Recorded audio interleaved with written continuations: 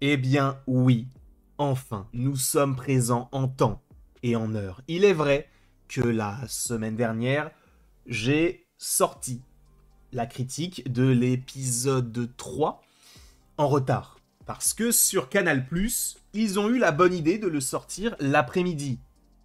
Alors que normalement, on va dire que c'est disponible en général aux alentours de 3 à 5 heures du matin, si je ne dis pas de bêtises, en tout cas dans ces eaux-là. Là, fort heureusement, l'épisode est sorti ce matin, donc je vous propose la critique dès maintenant.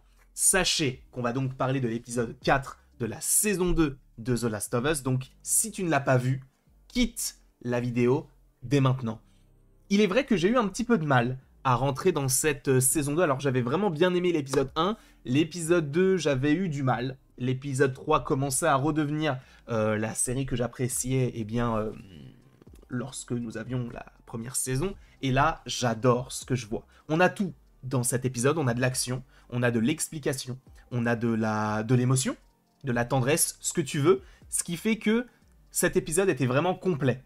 Alors, il n'est pas l'épisode le plus qualitatif ou marquant de la série, mais il n'en reste pas moins très bon, sincèrement. D'ailleurs, au niveau de la réalisation, je crois que c'est Kate Herron qui s'en occupe. Alors, peut-être qu'elle s'occupe de plein d'autres épisodes, je sais qu'elle travaillait sur The Last of Us, mais sachez qu'elle a notamment réalisé quelques épisodes, voire tous les épisodes de la saison 1 de Loki.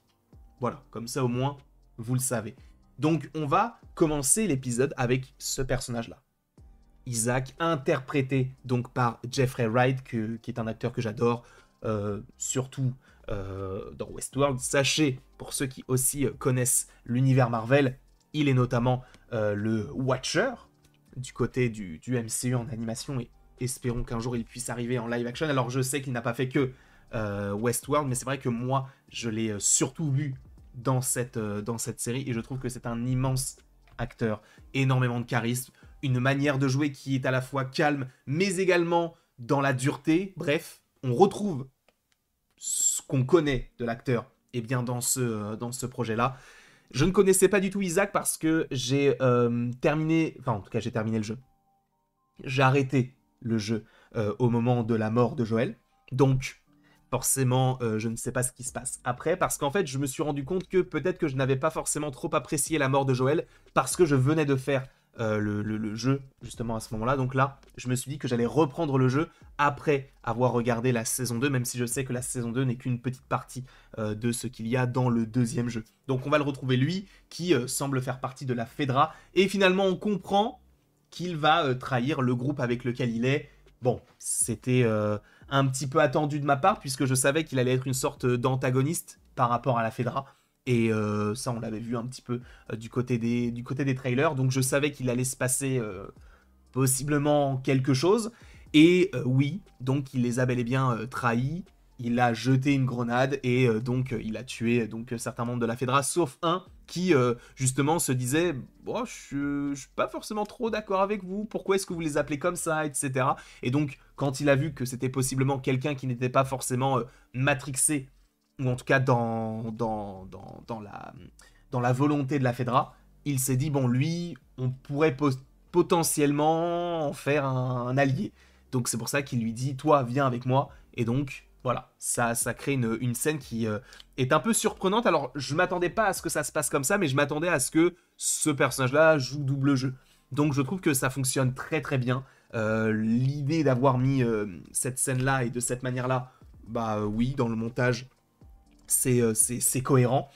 Je trouve qu'il y a une certaine tension en fait durant tout l'épisode, une tension qui est évidemment palpable dans toute la série, mais là, dans cet épisode, en fait, on a plusieurs points de vue de tension, que ce soit lui lorsqu'il est donc en 2018, donc on est sur un flashback, ou même lui quand il est plus âgé et qu'il va torturer, du coup, alors je crois qu'il dit que c'est un séraphite, je ne sais pas si c'est véritablement ça, mais en tout cas, on voit que ce sont des illuminés, dans le sens où ils te disent que il y a eu quelqu'un qui va les sauver, qui va sauver leur âme, etc.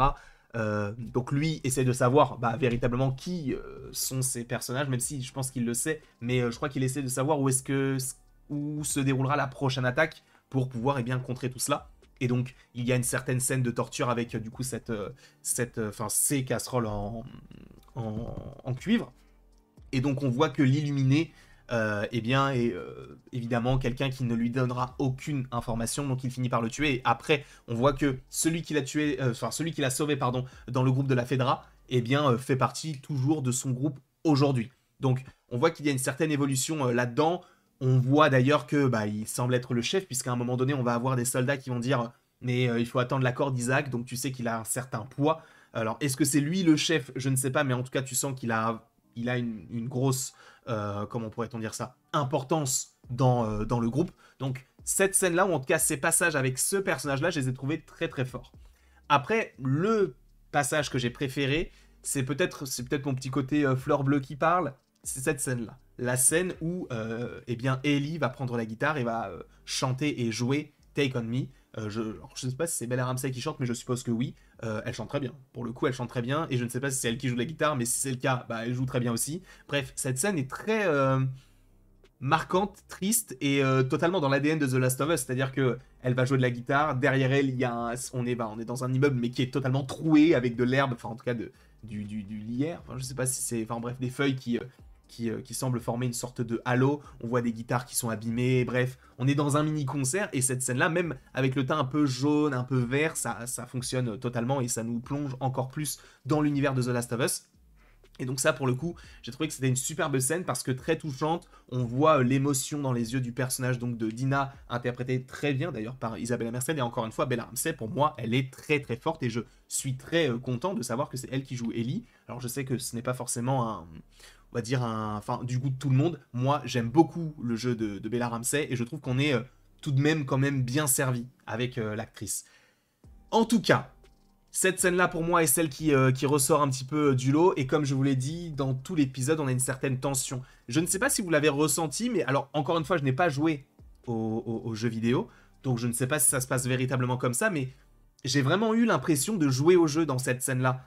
Donc je suppose que peut-être que vous avez été content lorsque vous avez vu du coup le passage de ah bah on découvre qu'il y a donc des gens qui ont été tués dans un entrepôt. Finalement on va courir, on va affronter des personnages qui vont essayer de nous affronter. Après on va passer dans un petit trou et tout. Il y a vraiment un aspect jeu vidéo comme si on était dans le jeu en fait directement, comme si on jouait à The Last of Us. Et je trouve que ça fonctionne très bien parce que du coup on va essayer de trouver des solutions. On va avoir de la tension avec du coup tous ces infectés qui vont essayer de rentrer dans le wagon et finalement on arrive à en sortir. Enfin, je trouve que cette scène-là m'a vraiment fait penser à la mécanique du jeu et je trouve que ça fonctionne encore une fois superbement bien dans toute la série. Donc j'ai hâte de voir ce qu'il en est. Alors évidemment on a des révélations même si on s'y attendait. Dina est enceinte et elle va d'ailleurs, et ça aussi c'est une belle scène, comprendre que eh bien Ellie est immunisée.